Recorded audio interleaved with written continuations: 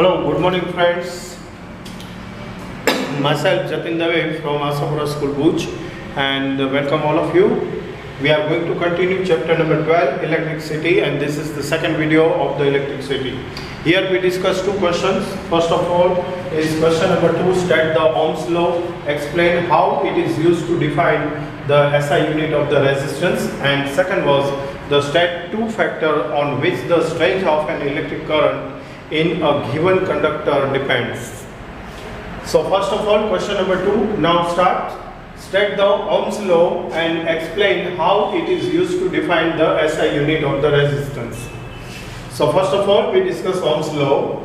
The current flowing through the conductor such as the metallic wire, मतलब कि metallic wire में से जो करंट फ्लो हो रहा है is directly proportional to the potential difference across its ends.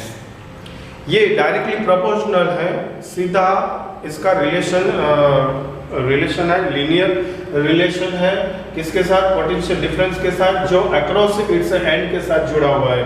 It's provides its temperature and other physical condition remains the same. लेकिन हाँ, इसके बीच में ये देखा गया है कि जो प्रोवाइड किया है टेम्परेचर, वो टेम्परेचर और अदर फिजिकल कंडीशन है, इसे कांस्टेंट रखते हुए अक्रॉस द एंड्स जोड़े गए पोटेंशियल डिफरेंस के साथ कंडक्टिंग वायर में से पास थ्रू हो रहे करंट के बीच में डायरेक्ट प्रोपोर्शनल रिलेशनशिप देखने को मिलती है. दैट मीन्स कि वोल्टेज इंक्रीज होने के साथ करंट इंक्रीज होता है और वोल्टेज डिक्रीज के साथ करंट भी डिक्रीज देखने को मिलता है. If I is the current flowing through the across the wire, यहाँ पर हमने देखा कि जो करंट फ्लोइंग हो रहा है थ्रू द कंडक्टर मीन्स के मेटेलिक वायर, ये I जितना है and V is the potential difference और वोल्टेज अक्रॉस इट्स एंड, और इसके एंड्स के बीच में जो पोटेंशियल डिफरेंस यहाँ पर एनालाइज हुआ है ये कैपिटल V जितना है. Then according to the Ohm's law we can write here I is proportional to V at a constant temperature. यहाँ पर टेम्परेचर को हमने कांस्टेंट रखा है तो I is proportional to V मिलता है. This can be also written as V is proportional to I. दोनों सही है. I is proportional to V और V is proportional to I. मतलब कि करंट इंक्रीज होने के साथ वोल्टेज इंक्रीज होता है या वोल्टेज इंक्रीज होने के साथ करंट इंक्रीजिंग मिलता है. Therefore we can write here V is equal to constant into I, या फिर V by I is equal to constant. Therefore V upon I is equal to R or V is equal to IR. This equation, in this equation R is called the constant for the given metallic wire. ये metallic wire के लिए एक constant number है at a given temperature and it's called the resistance. Given temperature पर जो हमें temperature दिया गया है वो temperature पर metallic wire के लिए ये R constant है जिसे रेजिस्टेंस कहा जाता है. Resistance is the property of the conductor to oppose the flow of the charges through it. Resistance है ये कंडक्टर की एक प्रॉपर्टी है, कंडक्टर की एक कैरेक्टरिस्टिक है जिसका काम है flow of charges through it. इसमें से जो फ्लो ऑफ चार्जेस चल रहा है उसे अपोज करना, उसका विरोध करना. So SI unit of the resistance is ohm. उसका एसआई यूनिट है ohms and it is represented by the Greek letter. इस Greek letter omega, Greek letter omega द्वारा रिप्रेजेंट किया जाता है. According to the Ohm's law R is equal to V upon I. R is equal to V upon I means resistance is equal to the ratio of V upon I, जिसके आधार पर हम definition of the SI unit of the resistance की definition इस तरह से कहेंगे. If potential difference across the two ends of a conductor, conductor के दो एंड्स पर अक्रॉस अगर जो पोटेंशियल डिफरेंस V क्रिएट होता है और ये 1 वोल्ट जितना है and the current through it, इसमें से पास थ्रू होने वाला करंट अगर जो 1 एमीटर जितना है, then the resistance R of the conductor, तो कंडक्टर का रेजिस्टेंस R है ये 1 ओम जितना है, ये हम कह सकेंगे. That means 1 ohm is equal to 1 volt divided by 1 ammeter. Okay, now question number 3. State the two factor on which the strength of an electric current in a given conductor depends. From the Ohm's law अभी हमने देखा current I is equal to V potential difference divided by R resistance. It's obviously from this, इस पर से हम दो बातें clear कर सकते हैं. पहली बात, I is proportional to V if the R constant, and second I is proportional to 1 by R if V is constant. सबसे पहले फर्स्ट केस को देखते हैं, I is proportional to V where R is a constant. If the potential difference across the ends of the conductor is double, अगर potential difference को double कर दिया जाए, the conductor flowing through it is also get double. तो साथ में electric current है वो भी डबल होगा। याद कीजिए इसके वाले आगे प्रीवियस वीडियो में जहाँ पर हमने 1 सेल लगाया था और पोटेंशियल डिफरेंस हमें 1.5 मिला था, तब रिस्पेक्टिव करंट जो हमने मेजर किया वो 0.1 एम्पियर था। लेकिन जब हमने 2 सेल्स लगाए तब टोटल पोटेंशियल डिफरेंस डबल होकर 3.0 हुआ था और इससे रिलेटेड जो करंट फ्लोइंग हमने मेजर किया था एमीटर थ्रू, ये 0.2 मतलब कि 0.1 का डबल 0.2 हुआ था।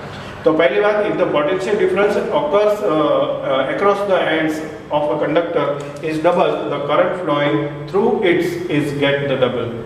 If the potential difference half, मतलब कि पोटेंशियल डिफरेंस को हाफ कर दिया जाए, the current is also get the half, तो करंट भी इससे आधा मिलेगा। From the second condition, I is proportional to 1 by R where V is the constant. If the resistance is double, the current get half. अगर जो resistance को double कर दिया जाए तो करंट है वो हाफ हो जाएगा, और अगर रेजिस्टेंस को हाफ कर दिया जाए तो करंट है वो डबल मिलेगा। तो यहाँ पर कंडीशन ये देखने मिलती है कि रेजिस्टेंस इंक्रीज होने से करंट डिक्रीज होता है या फिर करंट इंक्रीज करने के लिए रेजिस्टेंस को डिक्रीज करना जरूरी है। Thus the strength of an electric circuit, तो इस तरह इलेक्ट्रिक सर्किट की स्ट्रेंथ के लिए given conductor depends on the 2 factors. जो गिवन कंडक्टर दिया गया है वो 2 फैक्टर्स पर डिपेंड करता है। पहला है potential difference across the ends of the conductor, conductor के 2 एंड्स के अक्रॉस जो पोटेंशियल डिफरेंस क्रिएट हुआ है इस पर, और दूसरा resistance of the conductor, conductor का जो रेजिस्टेंस है इस पर वो डिपेंड करता है। तो ये वीडियो नंबर 2 जो इलेक्ट्रिसिटी लेसन से रिलेटेड था, इसमें हमने आपसे 2 क्वेश्चंस रखे। इसमें question number 2 exam oriented question है, state the Ohm's law and explain how it is used to define the SI unit of the resistance. Okay, थोड़ा वक्त है तो हम फास्ट फॉरवर्ड करेंगे इस इंपॉर्टेंट क्वेश्चन को। फिर से एक बार, सबसे पहले Ohm's law, the current flowing through a conductor such as a metallic wire is directly proportional to the potential difference across its end provided its temperature and other physical condition remains the same. If I is the current flowing through a conductor and V is the potential difference or the voltage across its end, then according to the Ohm's law, I is proportional to V at a constant temperature, and this can be also written as V is proportional to I. Therefore, V is equal to constant into I, या फिर V by I is equal to constant. Therefore, we can write here V by I is equal to R or V is equal to IR.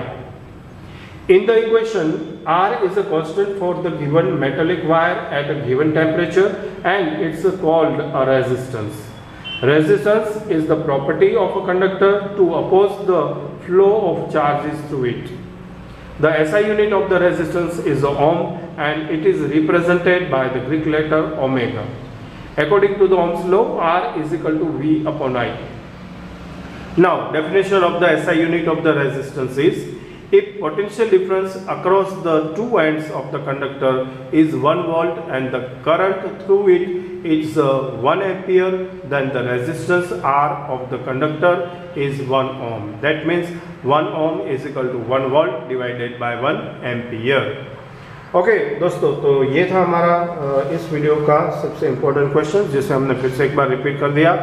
I hope so you understand very well and you note down your notebook all the questions, important questions, इस उम्मीद के साथ कि आपने इस video को अच्छी तरह से देखा, समझा होगा और नोट डाउन करते रहिए। आपके जो भी नोट्स हैं हम होमवर्क दे रहे हैं या फिर एग्ज़ाम ओरिएंटेड क्वेश्चन बता दें, इसे आप प्रिपेयर करते रहिए, नोट डाउन करते रहिए और कर रहे हैं। इस उम्मीद के साथ आज के वीडियो में बस यहाँ तक। आपसे फिर एक बार धन्यवाद करते हुए आपका बहुत बहुत धन्यवाद।